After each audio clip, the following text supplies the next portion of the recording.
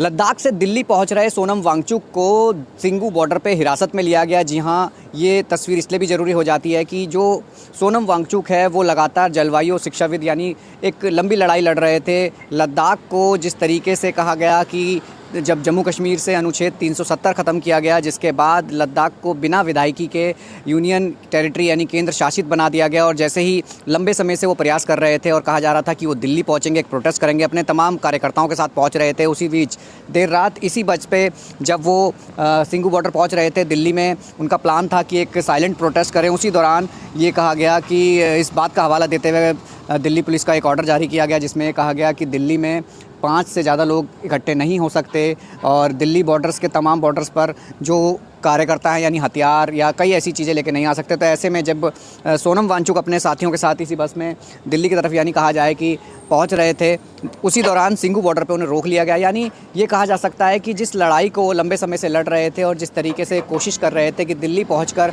अपनी बातों को रख पाएंगे, वहाँ ऐसा नहीं हुआ। उन्हें बॉर्डर पर रोका गया, जहाँ उनका एक ट्वीट भी एक्स यानी कहा जाए कि एक्स पोस्ट किया गया उन्होंने कहा कि मुझे हिरासत में ले लिया गया है। मेरे साथ जो 150 से ज़्यादा लोग आए हैं उनको भी पुलिस ने हिरासत में लिया है। यानी उसमें कई वेटरन्स भी थे, बुजुर्ग महिलाएं भी थी, कई उनके साथी थे जो सीधे तौर पर कहीं ना कहीं लद्दाख के लिए एक लंबी लड़ाई लड़ रहे थे। यानी उसको चाहते हैं कि एक स्टेट बने, और उसके जो स्पेशल जो दर्जा है वो भी हट गया है। तो उसको कहीं ना कहीं एक लंबी मांग थी उनकी, उस मांग को लेकर वो लंबे समय से कहा जाए कि एक प्रोटेस्ट भी कर रहे थे, मांग उठा भी रहे थे। 2019 में सरकार से एक कहा भी था अपने दावों में कि इसके लिए तमाम काम किए जाएंगे। ऐसे काम नहीं हुए, जिसके बाद ये कहा गया कि जो सोनम वांगचुक ने फैसला लिया कि वो दिल्ली जाएंगे, एक प्रोटेस्ट करेंगे, और यही वजह थी कि देर रात वो जब पहुँचे थे सिंगू बॉर्डर पर उन्हें रोका गया और इसी बस के द्वारा उन्हें यहाँ लाया गया है। हालांकि ये कहा जा रहा है कि आगे नहीं जाने दिया जाएगा, क्योंकि दिल्ली पुलिस का एक ऑर्डर, उसका हवाला दिया गया है कि 5 से ज़्यादा लोग इकट्ठे नहीं हो सकते, हथियार नहीं ला सकते,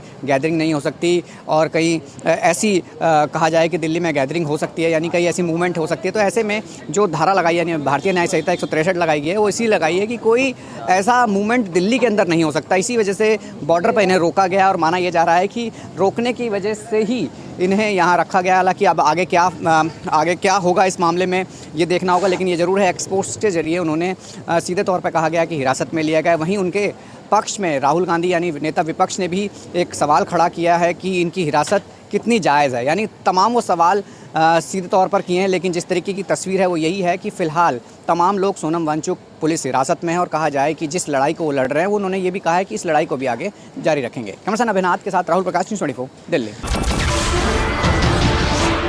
नमस्कार, मैं हूं मानक गुप्ता। अगर आपको हमारा ये वीडियो पसंद आया हो तो इसे लाइक और शेयर जरूर करें, और हाँ, हमें सब्सक्राइब और फॉलो करना ना भूलें, ताकि आप देश और दुनिया की कोई खबर मिस ना करें। तो जुड़े रहिए हमारे साथ और देखते रहिए न्यूज़ 24।